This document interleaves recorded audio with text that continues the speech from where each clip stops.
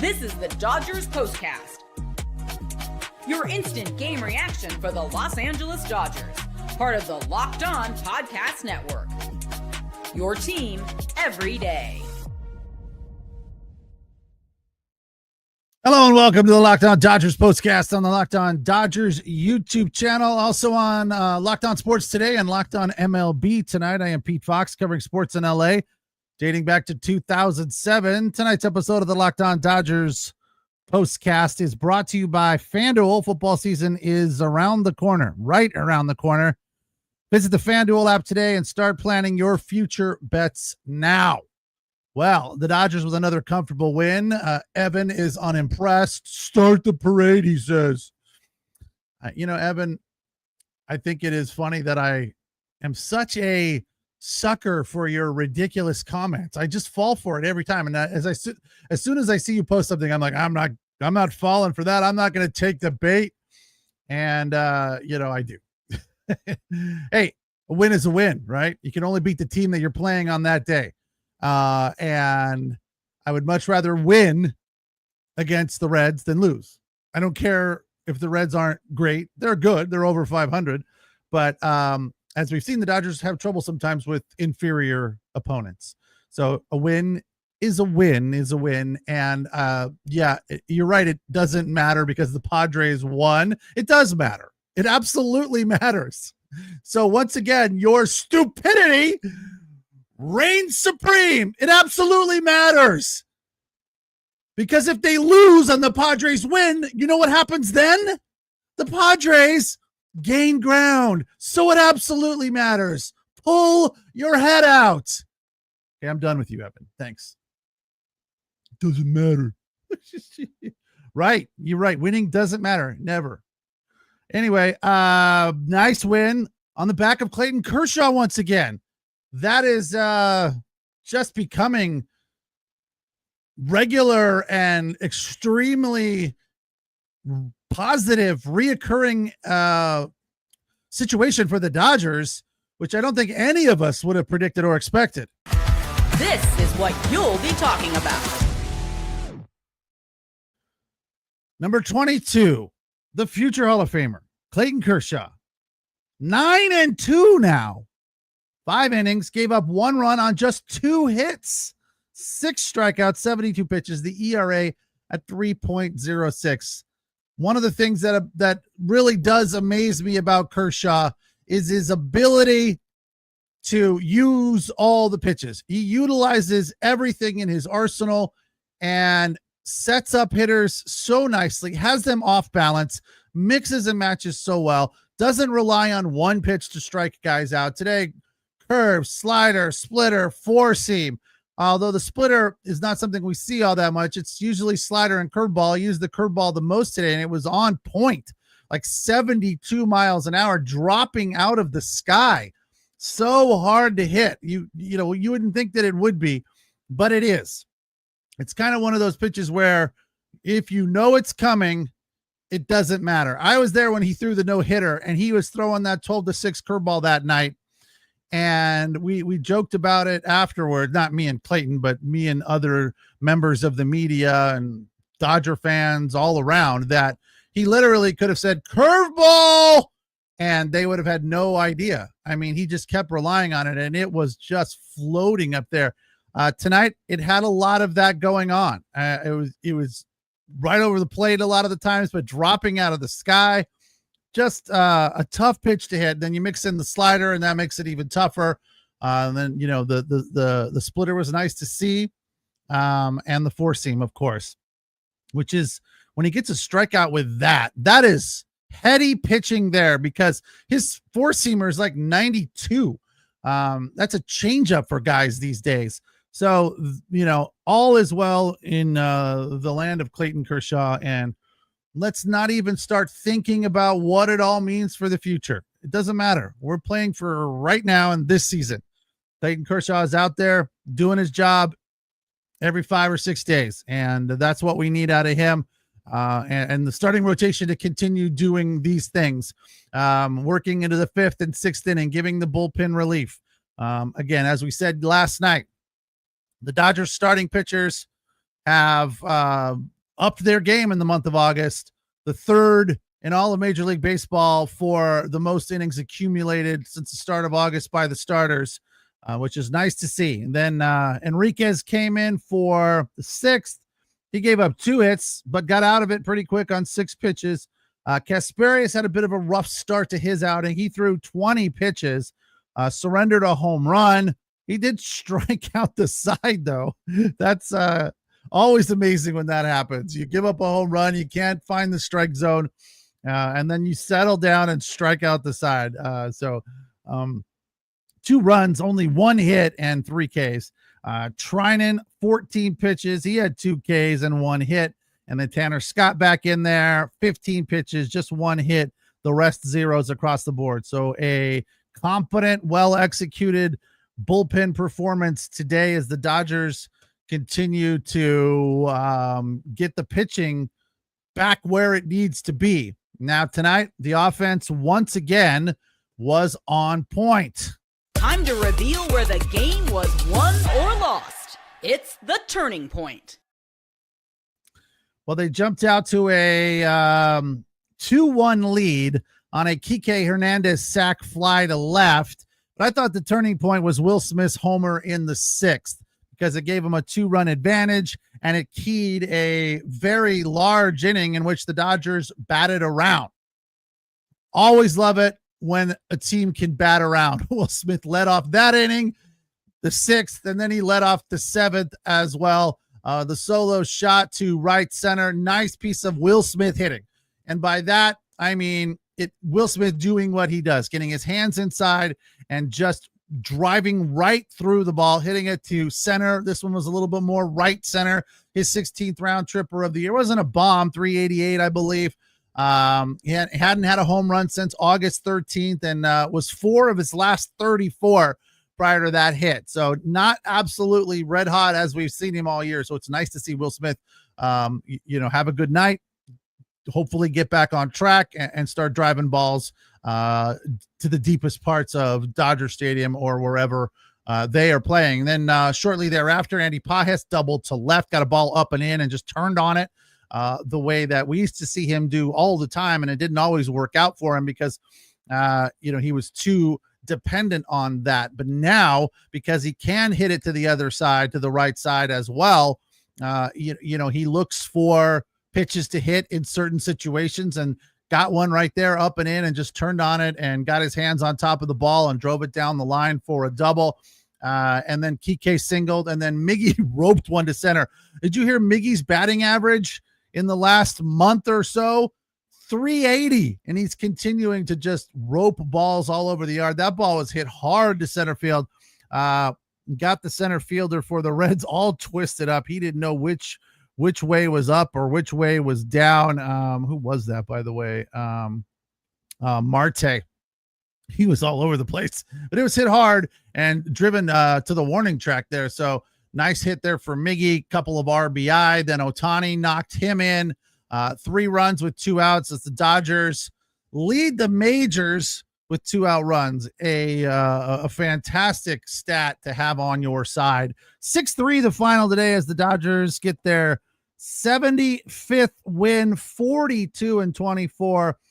Make that 76, 43-24 at home. Always good to be good at home, especially when you're like the Dodgers and you struggle on the road. But we're going to focus on what's happening here and now, and that's winning at Dodger Stadium because they're playing at Dodger Stadium and they're beating up on the Reds, and that is 100% okay with me.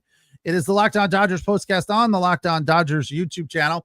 Place to hang out when every game is done. We're also on Locked On Sports today and Locked On MLB tonight. So thanks for joining us there if you are watching on one of those 2 channels. Don't forget to check out the Locked On Daily Dodgers podcast Monday through Friday with Travis Rogers. He gets into the deep things about what's going on in the Dodger universe, as well as, breaking down the trends here and there and talking about wins and losses and whatnot. But they come at you Monday through Friday. And we're here right after every game with instant reaction on the Locked On Dodgers YouTube channel. Today's episode of the Locked On Dodgers postcast is brought to you by FanDuel. Today is August 26th, officially FanDuel Futures Day, brand new holiday for football fans. Not over yet, depending on where you are. Here in SoCal, it's just before 10, so I got a couple more hours to get in on this one. Brand new holiday, FanDuel Futures Day. It's for those people who live for bold predictions and preseason hunches. For the day of August 26th, you have 24 hours. FanDuel is giving you deals on NFL season predictions. So whether you're calling your MVP, ready to crown your Super Bowl champ, or eyeing a long shot division winner, before week one even kicks off, now is the time to get in on the action and get special deals on those predictions. If you head over to FanDuel using the app or the website, the app's always easier and a lot more fun. So check out their app, FanDuel, today, and start planning your future bets now, because Futures Day is one day and one day only. Got a couple more hours. Get in on the action ASAP. FanDuel Futures Day. Play your game. Tonight's episode also brought to you by our friends at 5 Hour Energy. Time to fuel up and turn it up with 5 Hour Energy Transfusion, the grape ginger and lime flavored shot that brings the iconic taste of a golf course favorite to a non-alcoholic boost. Perfect for draining birdies or making great memories with friends. It's a hole-in-one for your energy game, whether you're out on the course or just need a little extra push to power through your day. Maybe you're working a half day. You got to get through that to get to the golf course and squeeze 9 in at twilight. Well, 5 Hour Energy Transfusion delivers the clubhouse flavor you love without ever leaving the green. Golf is all about good times and good people, good flavors. Grape ginger lime is one of those great flavors from 5 Hour Energy. Transfusion gives you the best parts of your clubhouse go-to without leaving the course or chasing down the bev card. Now you can amp up the fun even more. Just buy, snap, and enter for a chance to win a dream golf trip for two to any golf tournament in the USA. Like I said yesterday, I couldn't remember the course, but Pebble Beach would be the one for me. I think that would be a fantastic tournament to attend and just wander around beautiful Monterey Peninsula. So tee up this trip, get in on the winning, visit 5he.com, 5hewin.com. So like 5 Hour Energy, but 5hewin.com is the website for full rules and entry. No purchase necessary. Excludes the Masters. Ends October 31st, 2025. All right, Dodgers 6-3 the final tonight over the Reds. They've now won 3 in a row. Padres won tonight as well, even though Evan thinks it doesn't matter that the Dodgers won because the Padres won. It does matter, because winning, as Nuke Lelouch said, is always better than losing. And had the Dodgers lost tonight, the Padres would have caught them again at the top of the West and tied them. But with 2 of them winning, Dodgers maintain that 1-game advantage in the West, and their playoff probability now up to 99.9. So the chances of them not making the playoffs are very slim. And look, as we've said, their remaining series, aside from the Phillies, they don't have too much difficulty ahead, whereas the Padres, on the other hand, have some tougher teams ahead of them. For example, the Mariners, who they're playing right now. Mariners rallied in that, and they were down 5 or 6-0, and they caught them and grabbed a lead. So after Seattle, it's on to Minnesota. Then they got to play Baltimore and Colorado too. They play Cincinnati, Colorado. Then they have the Mets, White Sox, and Milwaukee, Arizona. So where the Dodgers have one tough series before the end of the season, the Padres have 2, as they have to face the Mets and Milwaukee, because Arizona's not good. Chicago, White Sox aren't good. And again, Colorado, we know what's up with them. Cincinnati, Baltimore, Minnesota. Minnesota's, okay, can be good at times, but not really. So, yeah, it's going to be a tight finish, no doubt about it. Without a doubt, this West is going to be up for grabs right down to the very end of the season. But it's really all about seeding and who you're going to meet when you get into the playoffs. As for the player of the game tonight for the Dodgers, this is the Locked On Player of the Game. This is a tough one tonight. I the way Kershaw has been pitching, last time out, I gave him player of the game because he was dominant, and it's hard not to say the same thing about his performance tonight. 5 innings, 2 hits, 1 run, 6 Ks, and the number that really we love to see, I don't know that it's the most important, but it is monumentally important without a doubt. No walks. Let's look at Kershaw's last 5 outings. He's had a grand total of 1. Sorry, that was home runs. He's given up 1 home run. But he's had 1, 2, 3, 4, 5 walks over those 5 outings, dating back to July 26th. The last time he went without a walk was August 1st against Tampa. So that adds to another super solid performance for him. 5 2/3 on the 21st. So today, 5 innings, right in the same ballpark. So, as competent as you would want, and without a doubt, what we expect from Kershaw of late. He is Mr. Reliable. He is back to being good old Clayton Kershaw. It's Kershaw day for the Dodgers whenever the lefty gets the ball.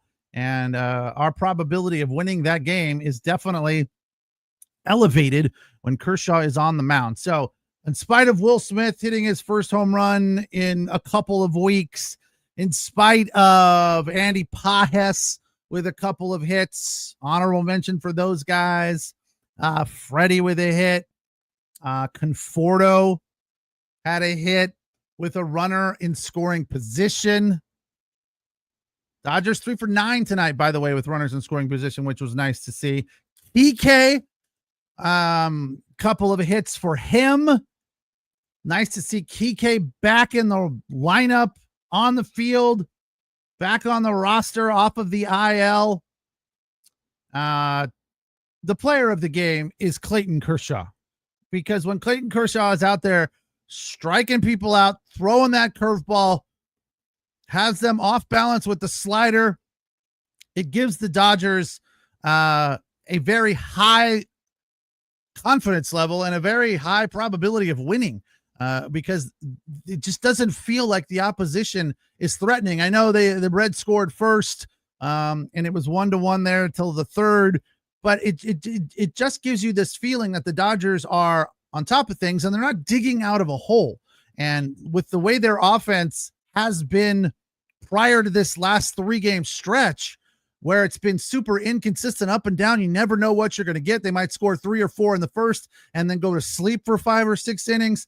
When your pitcher can come out and shut things down and marginalize the opposition, that gives the offense a little bit of an opportunity to get their footing and get out there and take care of business and find their way real quick. So, and then it's a tight game. You're not terribly worried. And I feel like Kershaw doesn't necessarily have an issue with dealing with a tight game. He doesn't feel like a guy that needs a ton of run support. He's fine. He'll go out there and do what he does. And I know that many of you did not think it was possible at this advanced age after what we've seen from him lately. But I thought it was possible. I am surprised, though, as well. I definitely didn't think it was an impossibility, because at the end of the day, he's still Clayton Kershaw and he's healthy, right? Yeah, he doesn't throw in the high 90s, but the fact is he still knows how to pitch. And that's what I've said all along. So he knows how to keep guys off balance, and that's what he's doing. And the curveball is still fantastic, and the slider is still fantastic. And those two things he has hung his hat on his entire career. So why not keep doing it? And that's exactly what is working for him. So let's hope he continues to stay healthy, knock on wood, and keep striking batters out, keeping opponents off balance, and winning games for the Dodgers. Again, he's now 9-2 after the win. So player of the game, Clayton Kershaw, in a 6-3 win for the Dodgers. That's going to do it for us here tonight on the Locked On Dodgers postcast on the Locked On Dodgers YouTube channel. Don't forget to check out Travis Rogers, the Locked On Dodgers daily podcast, Monday through Friday, right here on the Locked On Dodgers YouTube channel. Tomorrow, the finale at 5:40 Shohei goes versus Nick Lodolo. Again, that's 540 for Dodgers and Reds. Let me double check that I have that right. And there is no other. Yeah, Wednesday, off day on Thursday. So that'll be nice because they haven't had an off day in it seems like a long time. So off day that was an off day for the Reds. Is it an off day for the Dodgers too? Let me double check. Where's the schedule? 76 and 57, by the way. I know I mentioned that earlier. One game ahead of the Padres, who won tonight as well. So Dodgers, yeah, they're off on Thursday as well, getting ready for the D-backs coming to town on Friday. So we'll talk to you tomorrow after a 5:40 start at the Ravine. Break it down when it is over right here on the Locked On Dodgers YouTube channel. We appreciate you allowing us to be your source for your team every day. Thanks for watching. Thanks for listening, and appreciate your comments. Take care. Have a good night. We'll talk.